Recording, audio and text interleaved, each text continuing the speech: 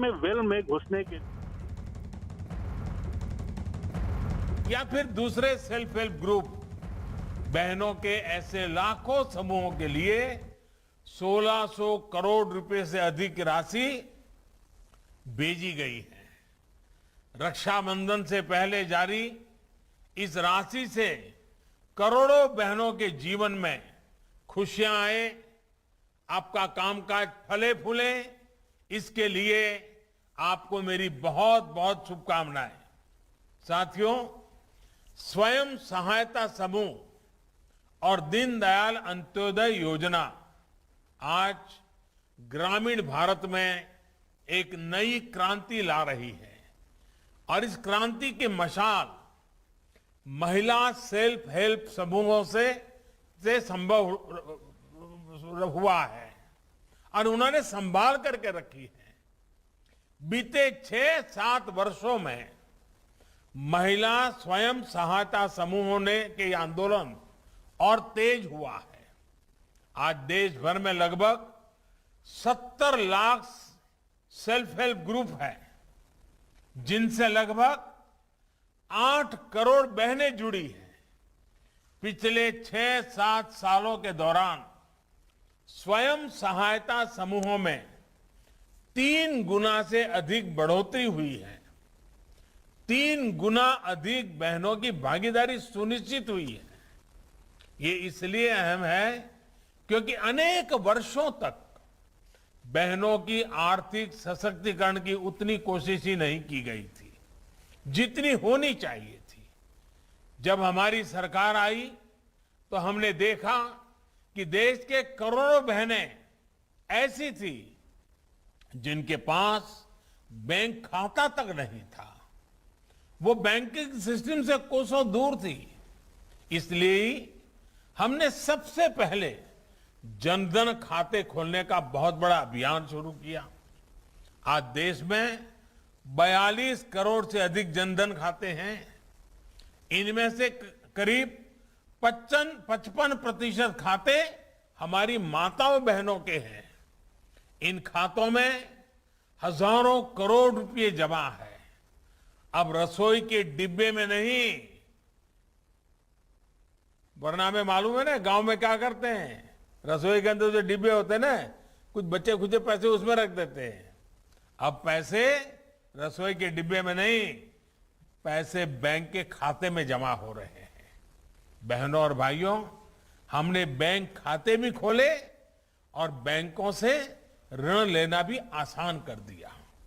एक तरफ मुद्रा योजना के तहत लाखों महिला उद्यमियों को बिना गारंटी का आसान ऋण उपलब्ध कराया, वहीं दूसरी तरफ सेल्फ हेल्प ग्रुप्स को बिना गारंटी ऋण में भी काफी बढ़ोतरी की। राष्ट्रीय आजीविका मिशन के तहत जितनी मदद सरकार ने बहनों के लिए भेजी है, वो पहले की सरकारों के मुकाबले कई गुना ज्यादा है। इतना ही नहीं, लगभग 3.25 लाख करोड़ रुपए का बिना गारंटी का ऋण भी सेल्फ हेल्प ग्रुप को उपलब्ध कराया गया है।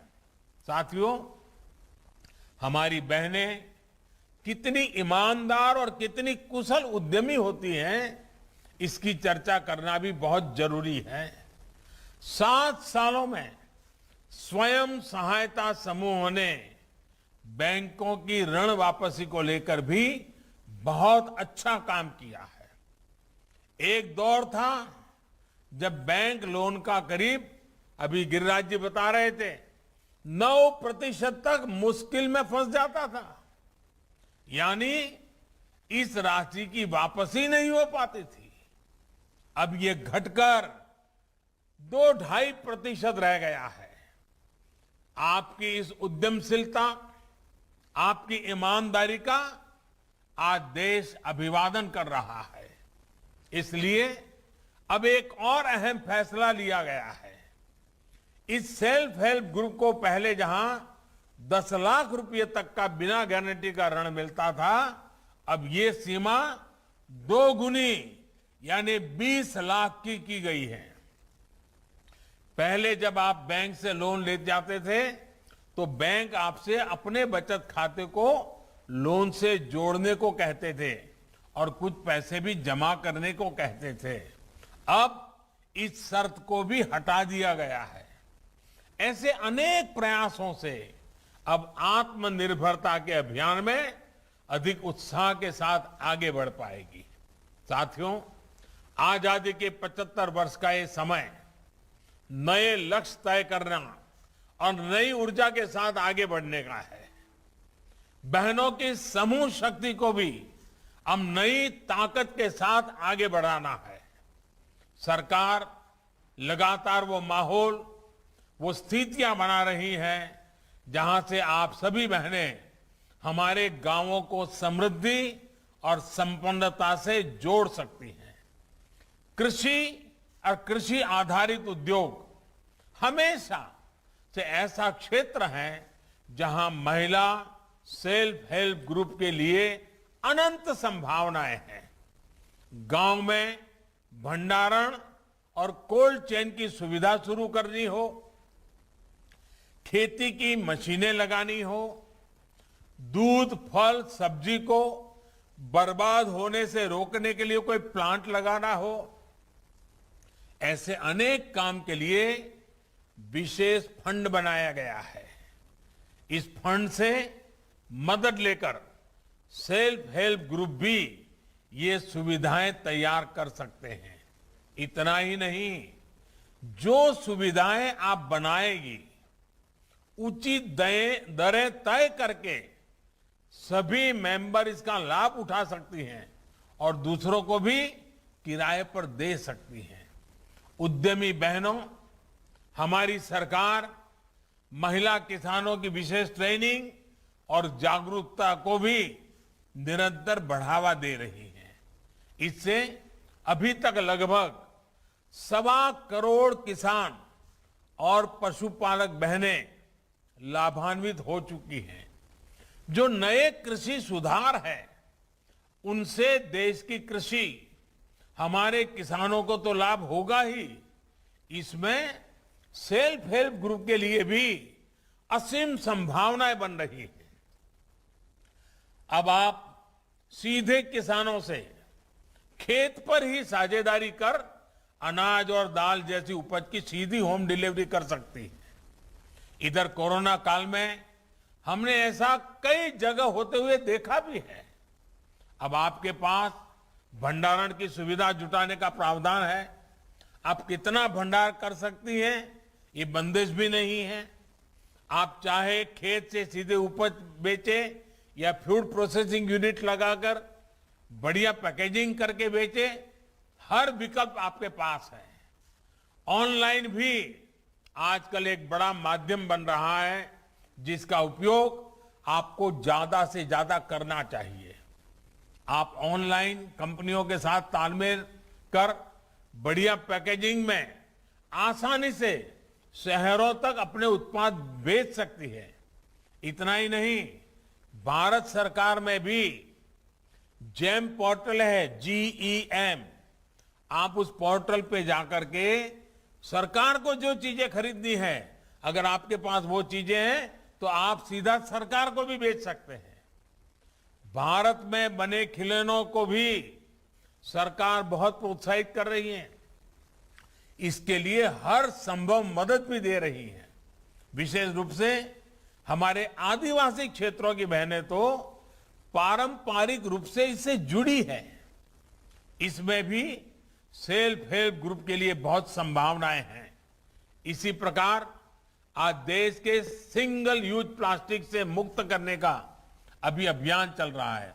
और अभी हमने तमिलनाडु की हमारी बहनों से सुना, बहन जयंती जिस प्रकार से 60 आंकड़े बता रही थी, हर किसी को प्रेरणा देने वाली थी।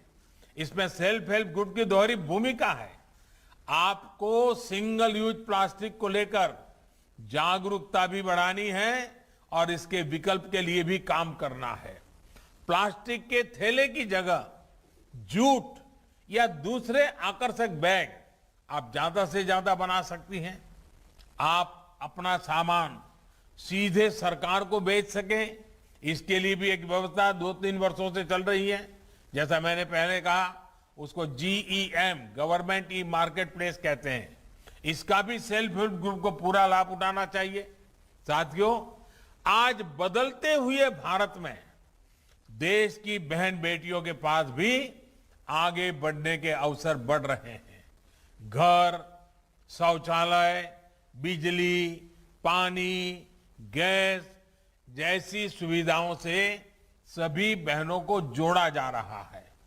बहनों बेटियों की शिक्षा, स्वास्थ्य, पोषण, टीकाकरण और दूसरी जरूरतों पर भी सरकार पूरी संवेदनशीलता से काम कर रही है। इससे न सिर्फ महिलाओं की गरिमा बढ़ी है, बल्कि बेटियों बहनों का आत्मविश्वास भी बढ़ रहा है। ये आत्मविश्वास हम खेल के मैदान से लेकर साइंस, टेक्नोलॉजी और युद्ध के मैदान तक देख रहे हैं। ये आत्मनिर्भर भारत के लिए सुखद संकेत है। इस आत्मविश्वास राष्ट्र निर्माण के इन प्रयासों को अब आपको अमृत महोत्सव भी जोड़ना है। आजादी के 75 वर्ष होने के उपलक्ष्य में चल रहा आजादी का अमृत महोत्सव 15 अगस्त 2023 तक चलेगा। 8 करोड़ से अधिक बहनों बेटियों की सामूहिक शक्ति अमृत महोत्सव को नई ऊंचाई पर ले जाएगी। आप सभी विचार करें कि आपकी आर्थिक प्रवृत्ति तो चल रही है, इतनी बहनों का समूह है, क्या कोई न कोई सामाजिक काम आप हाथ में ले सकती हैं क्या, जिसमें रुपये पैसों का कारोबार नहीं है, सेवा भाव है? क्योंकि समाज जीवन में इसका बहुत बड़ा प्रभाव होता है। जैसे आप अपने क्षेत्र की अन्य महिलाओं को कुपोषण के कारण क्या बहनों को तकलीफ आती है, 12, 15, 16 साल की बेटियां अगर उनको कुपोषण है तो क्या तकलीफ होती है, पोषण के लिए कैसे जागरूक किया जा सके, क्या आप अपने इस टीम के द्वारा ये अभियान चला सकते हैं? अभी देश कोरोना वैक्सीन के टीकाकरण का अभियान चला रहा है। सभी को मुफ्त वैक्सीन लगवाई जा रही है। अपनी बारी आने पर आप भी वैक्सीन लगवाएं और अपने गांव का अन्य लोगों को भी इसके लिए प्रेरित करें। आप अपने गांव में तय कर सकते हैं कि आजादी के 75 साल है, हम कम से कम एक साल में 75 घंटे, मैं ज्यादा नहीं कह रहा हूं, एक साल में 75 घंटे, इस 15 अगस्त से अगली 15 अगस्त तक 75 घंटे हम सभी जो सखी मंडल की बहनें हैं, कोई स्वच्छता का काम करेंगे गांव में, कोई जल संरक्षण का काम करेंगे, अपने गांव के कुएं, तालाब, इनकी मरम्मत, इनके उद्धार का अभियान भी चला सकते हैं, ताकि सिर्फ पैसे और इसके लिए समूह ऐसा नहीं, समाज के लिए भी समूह। ऐसा भी हो सकता है क्या? ऐसा भी हो सकता है कि आप सभी अपने सेल्फ हेल्प ग्रुप में महीने 2 महीने में किसी डॉक्टर को बुलाएं, डॉक्टर को बुला करके उनको कहें भाई महिलाओं को किस प्रकार की बीमारियां होती हैं, चौपाल लगाएं महिलाओं के स्वास्थ्य के लिए। वो डॉक्टर एक आकर के घंटे 1.5 घंटे का भाषण दें तो आपके सब बहनों को ये भी लाभ होगा, उनके अंदर जागरूकता आएगी। बच्चों की देखभाल के लिए कोई अच्छा लेक्चर हो सकता है। किसी महीने आप सभी किसी टूर करनी चाहिए। मैं मानता हूं कि आप सभी सखी मंडलों को साल में एक बार आप जिस काम को करते हैं वैसा कहीं बड़ा काम चलता है तो उसको देखने के लिए जाना चाहिए। पूरी बस किराए कर पर लेकर के जाना चाहिए, देखना चाहिए, सीखना चाहिए। इससे बहुत लाभ होता है। आप किसी बड़े डेयरी प्लांट को देखने जा सकती हैं, कोई बहुत बड़े गोबर गैस के प्लांट को देखने के लिए जा सकती हैं, कोई सोलार प्लांट को देखने के लिए जा सकती हैं। जैसे अभी ये प्लास्टिक का हमने सुना, आप वहां जाकर के जयंती को मिलकर के प्लास्टिक का काम कैसे कर रहे देख सकते हैं। आपने अभी उत्तराखंड में बेकरी का देखा, बिस्कुट का देखा, आपकी बहनें वहां जाकर के देख सकती हैं। यानी ये एक दूसरे का जाना सीखना, और उसमें ज्यादा खर्च नहीं होगा, उसके कारण आपकी हिम्मत बढ़ेगी। इससे आपको जो सीखने को मिलेगा वो भी देश के लिए बहुत महत्वपूर्ण होगा। मेरे कहने का मतलब ये है कि जो काम आप अभी कर रही हैं, उसके साथ ही कुछ ऐसे कार्यों के लिए भी समय निकालिए जो समाज को लगे कि हाँ, आप उनके लिए कुछ कर रहे हैं, किसी का भला करने के लिए कर रहे हैं, किसी का कल्याण करने के लिए कर रहे हैं। आपके ऐसे प्रयासों से ही अमृत महोत्सव की सफलता का अमृत सब तरफ फैलेगा, देश को इसका लाभ मिलेगा।